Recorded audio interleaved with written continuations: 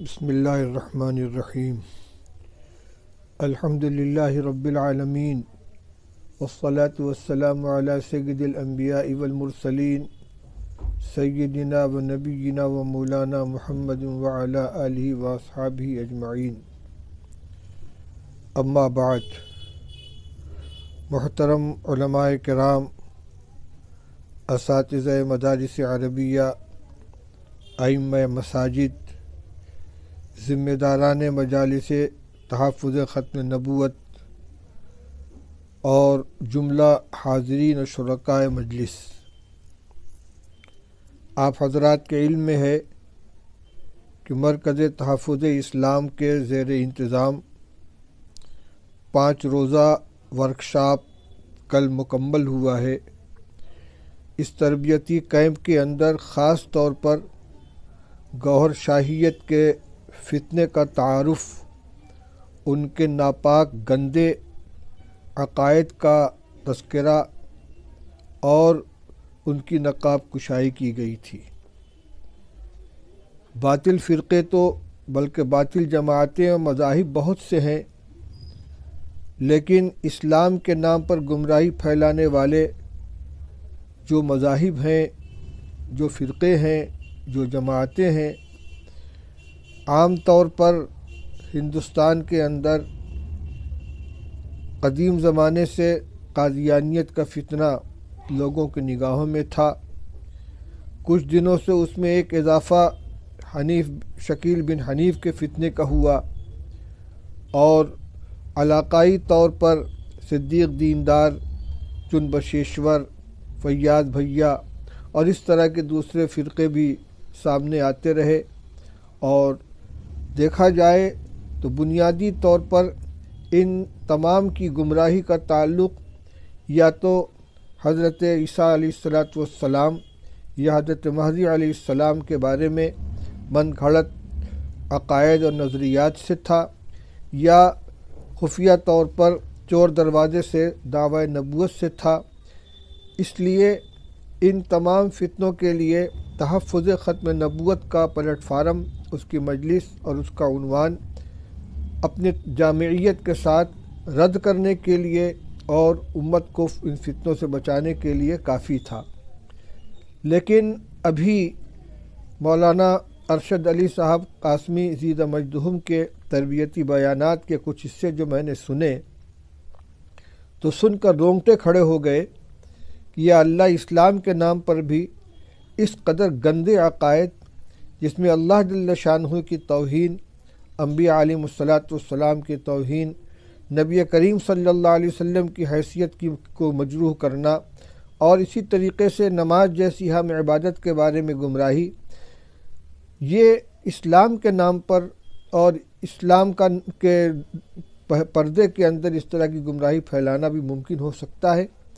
لیکن اگر صرف یہ دعویٰ ہوتا تو شاید یقین نہ آتا، لیکن تربیتی کیمپ کے دوران جب یونس گوہر شاہی کے ویڈیوز اور اس کے لنک اور اس کے مختلف حصے بار بار اسکرین کے اوپر آتے رہے، خود اس کی زبان سے ان کلمات کو ہم نے سنا کہ وہ ریاض گوہر شاہی کو رب الارباب ہونے کا دعویٰ ہے، اور یہاں تک اس کے اندر کہا گیا کہ اللہ تعالیٰ نے ان کو عرش کے اوپر بلا کر ان کے قدموں کے اوپر سر رکھ دیا۔ ایسی گندی ذہنیت رکھنے والا، اور یعنی رب الارباب تو ریاض گوہر شاہی ہے، اور اللہ جل شانہ جو کہ رب العالمین ہے، خود ان کا بھی وہ رب ہے، نعوذ باللہ من ذالک۔ اسی طریقے سے آدم علیہ السلام کے بارے میں یہ کہنا کہ وہ دھکے دے کر جنت سے نکالے گئے، یعنی ان کی عصمت اور انبیاء علیہ السلام کی عصمت و پاک دامنی کے اوپر دھبا، اور اس امت کا جو متفقہ عقیدہ ہے انبیاء علیہ السلام کی عصمت کا، اس کا مذاق اڑانا۔ ایسے ہی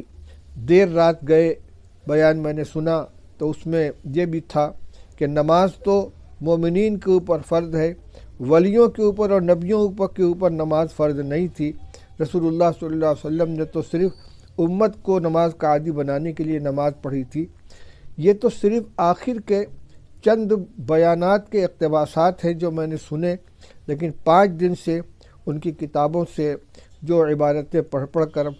سنائی گئی ہیں اور ان کے مختلف ویڈیوز دکھلائے گئے ہیں، اس سے نہ جانے کیا کیا گندگیاں اور کیا کیا خرابیاں ہیں جو لوگوں کے اندر آئی ہیں۔ اور حیرت اس بات کے اوپر ہے، جیسا کہ عربی کا مقولہ ہے لِكُلِّ سَاقِطَةٍ لَاقِطَةٌ، ہر پڑی چیز کو اٹھانے والے مل جاتے ہیں۔ ان عقیدوں کے اوپر ایمان لانے والے یا تو وہ ہوں گے کہ جو عقل سے بالکل پیدل ہیں، اندھے ہیں، اور یا کسی لالچ کی وجہ سے، کسی دنیاوی مفاد کی وجہ سے دانستہ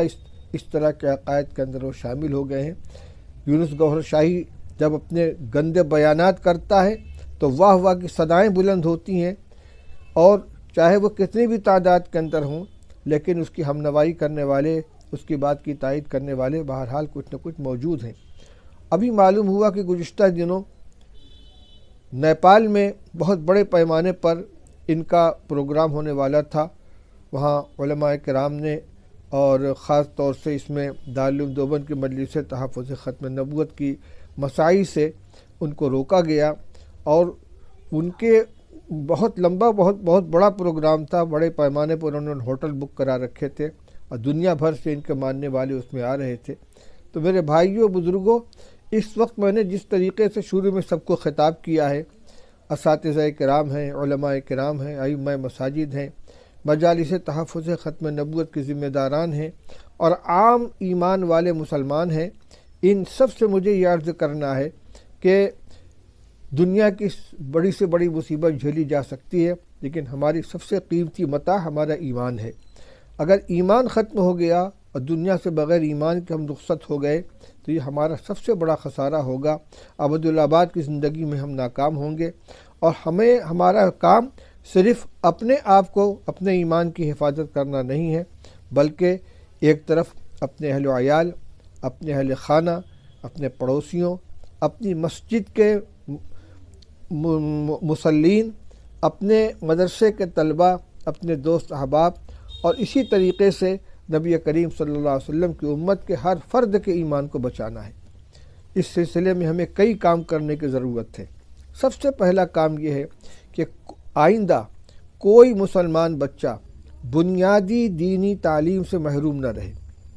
اس لیے کہ ان فتنوں کا شکار وہی لوگ ہوتے ہیں کہ جن کو دین کے بارے میں، ایمان کے بارے میں، عقائد کے بارے میں کوئی واقفیت نہیں۔ ان کو جو پٹی پڑھا دی جائے وہ اس کو صحیح سمجھ لیتے ہیں۔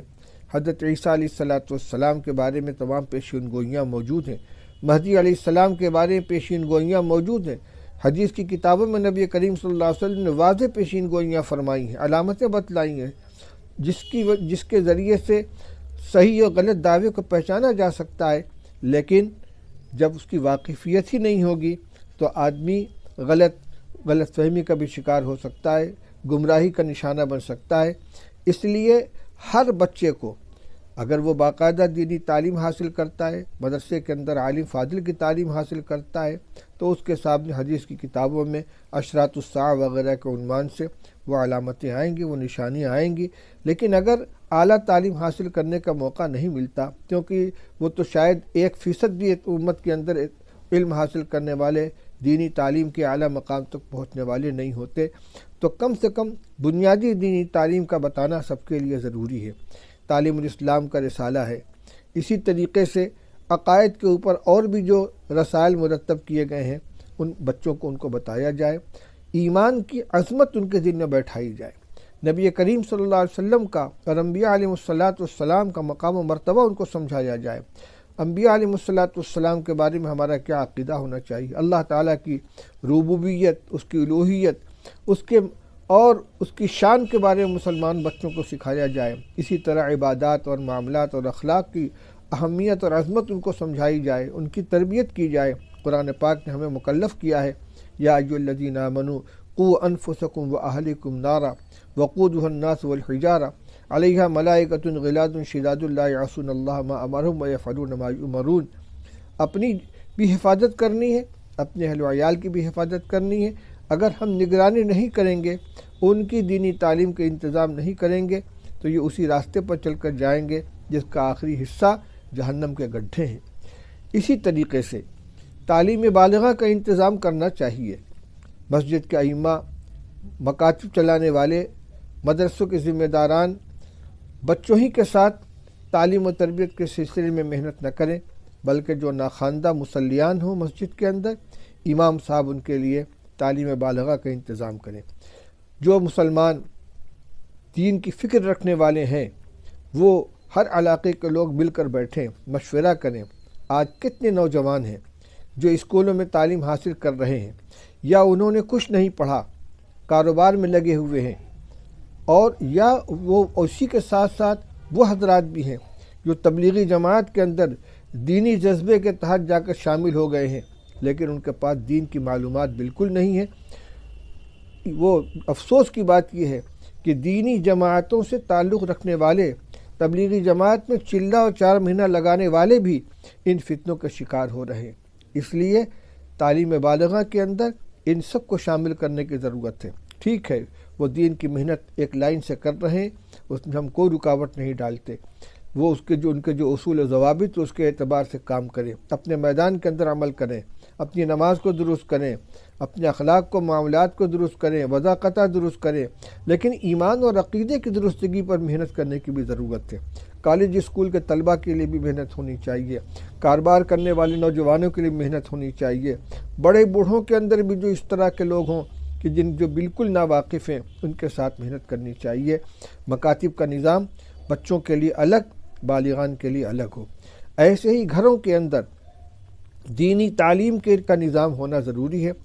اس لیے کہ ہم یہ معلوم ہوا ہے کہ ان باطل فرقوں میں ہر سطح کے اوپر محنت ہو رہی ہے۔